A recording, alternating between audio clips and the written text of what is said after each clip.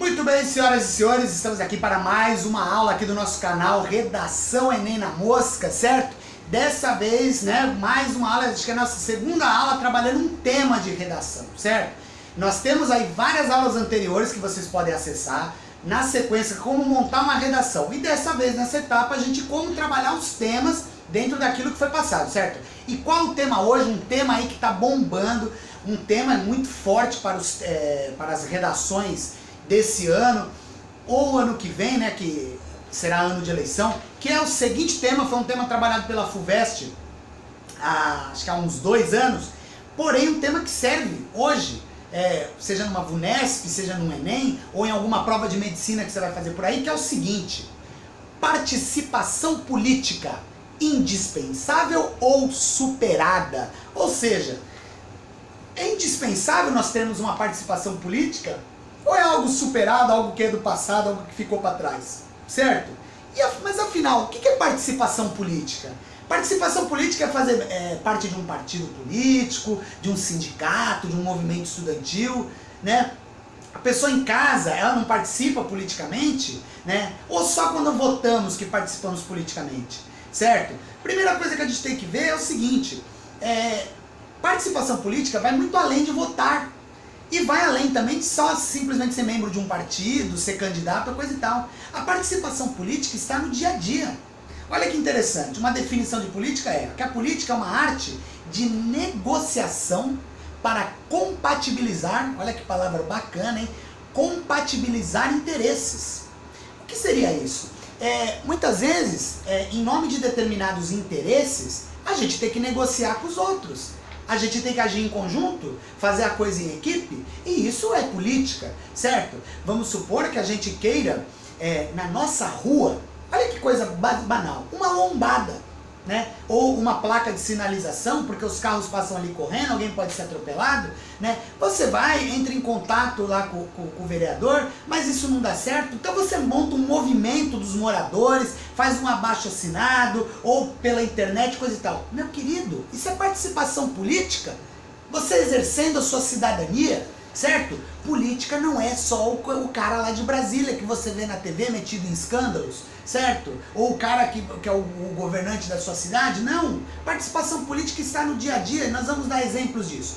Muito bem, vamos ao tema. O tema é uma pergunta, Participação política indispensável ou superada? Você vai começar respondendo a uma das perguntas. Aqui, mais ou menos, você tem 2 teses. Ou você acha que a política é algo insuperável, ou simplesmente você acha que ela é algo, algo é indispensável ou é algo superado. Nesse caso, está mais do que evidente que política não é definitivamente algo superado.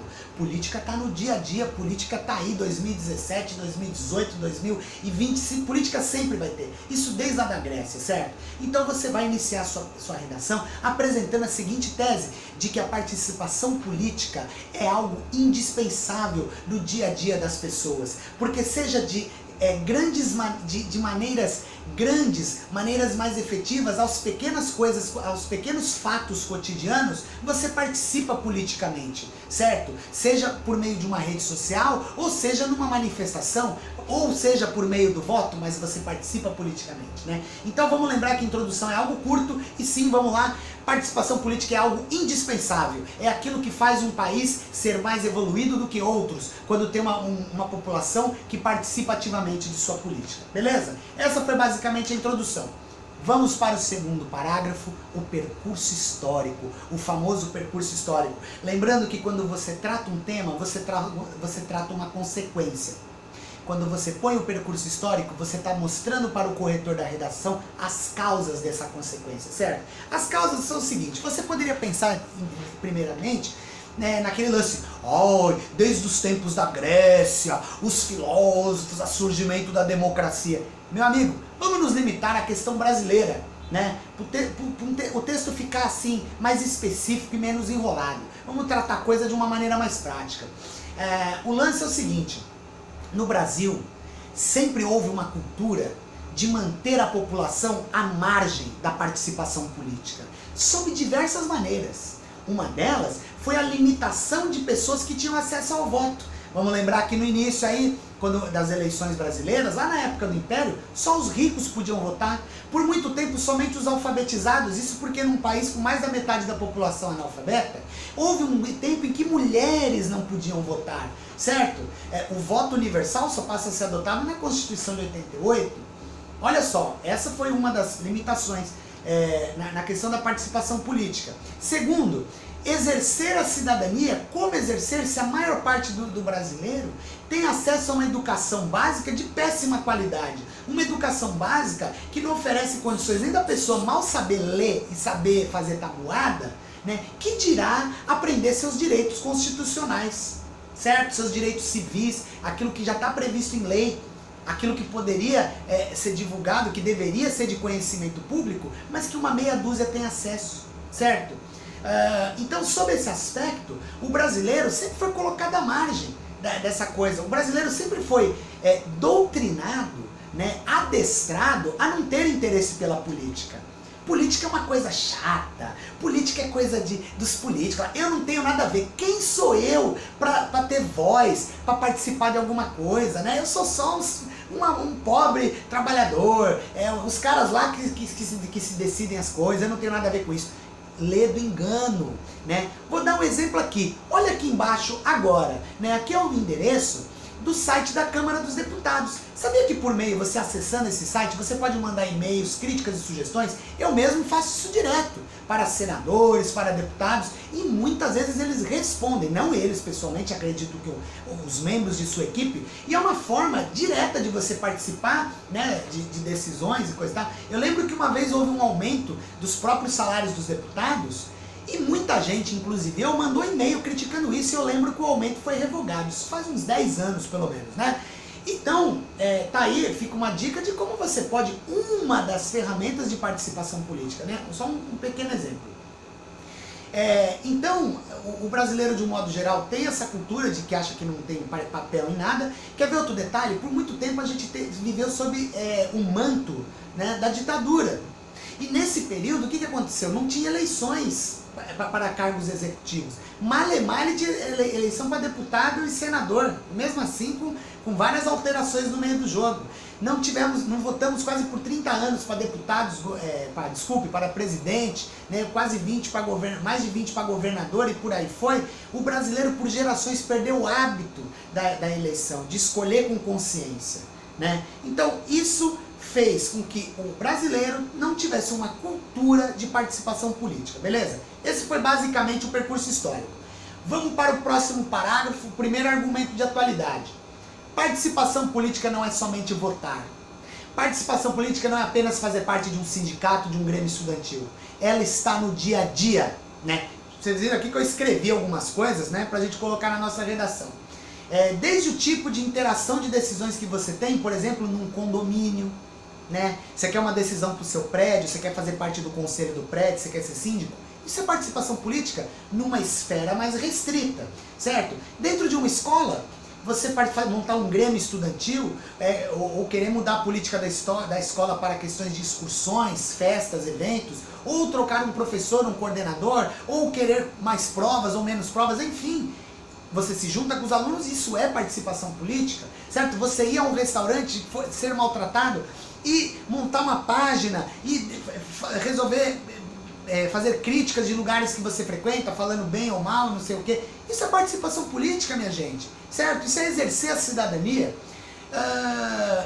E basicamente isso. Vamos para um outro fato, outro argumento do parágrafo, de que hoje, mais do que nunca, graças à internet, olha aqui a gente usando isso, a gente pode participar politicamente de maneira até mais ativa, né? Por meio das redes sociais, dos sites de relacionamento, o e-mail, os Facebooks da vida. E aí o que acontece?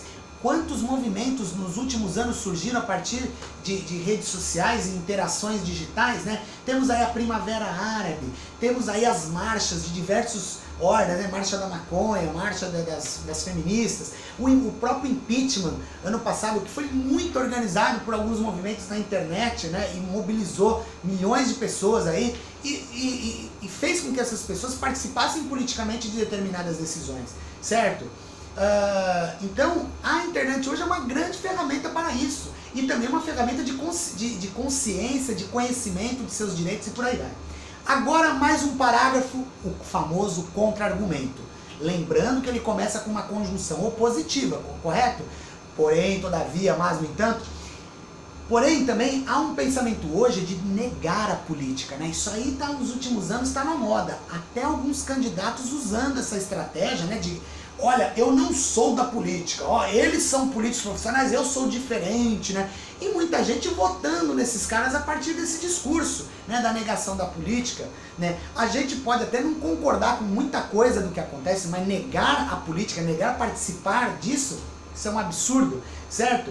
E lembrando também que participar politicamente não é só ficar nas redes sociais xingando os outros de mortadela, de comunista, de coxinha, de vagabundo, de não sei o quê. Porque o que eu mais vejo aqui são discussões de ambos os lados, sejam de insights em movimentos de esquerda e de direita, um taxando o outro de coisas, ou argumentando, se arvorando de coisas que completamente distorcidas, mentirosas, certo? O que denota na maioria das pessoas que participam desse tipo de manifestação, pouco conhecimento, certo? Ou má intenção em distorcer os fatos e por aí vai. Não à toa muita gente diz que rede social é o bueiro do inferno, porque, né, a pessoa que não sabe selecionar o que vê aqui vai sair aí reproduzindo inúmeras bobagens como eu vejo por aí. Beleza? Então o contra-argumento se baseia nessa coisa que hoje há muito um movimento de negação da política e gente se aproveitando disso, que isso é um fato perigoso, porque a política é como o ar que a gente respira, ela sempre vai existir, ela está em todos os lugares, beleza?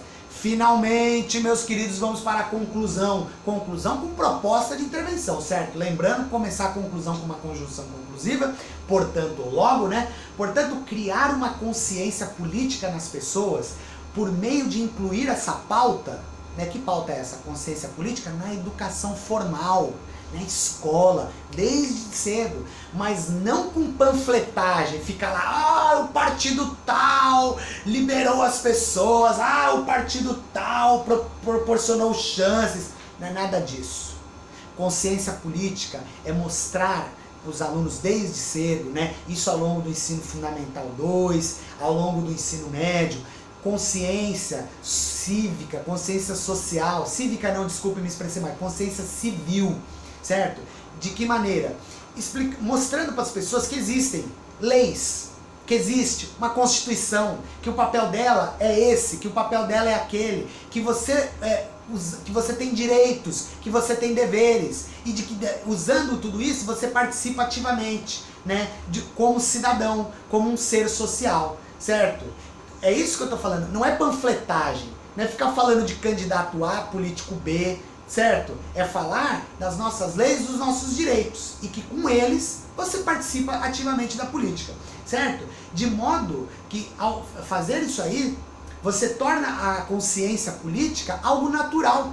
Você forma uma geração de alunos com essa consciência, esses alunos vão ter filhos, isso vai ser reproduzido em seus filhos, e aí a gente faz um círculo virtuoso, ao contrário do ciclo vicioso que temos hoje, de cada vez mais as pessoas estarem cada vez mais alienadas, graças à ausência disso dentro das escolas, né? Porque tem muita gente que acha que falar de política em sala é fazer panfletagem de candidato A ou B, ou de partido A ou B, e isso está muito longe de ser consciência política. Tudo bem, pessoal? Basicamente é isso a redação. Evidente que esse tema é muito vasto, dá para colocar muito mais coisas, fica ao seu critério. Aqui são apenas sugestões, uma breve orientação de como você poderia trabalhar isso aí. Tudo bem? Espero que essa aula tenha sido muito útil para vocês. Esse aqui é o canal Redação Enem na Mosca. Olha o e-mail aí embaixo para você tirar dúvidas, para você mandar sugestões de temas. E daqui a algumas semanas, 2 semanas, um tema novo aí para a gente trabalhar, porque o vestibular está chegando, hein, galera? Olha, vamos pisar firme aí, porque o bicho pega em redação, vocês sabem, que é o grande caminho para você entrar na sua tão sonhada universidade. Tudo bem, galera? Um grande abraço aí e até a próxima. Valeu!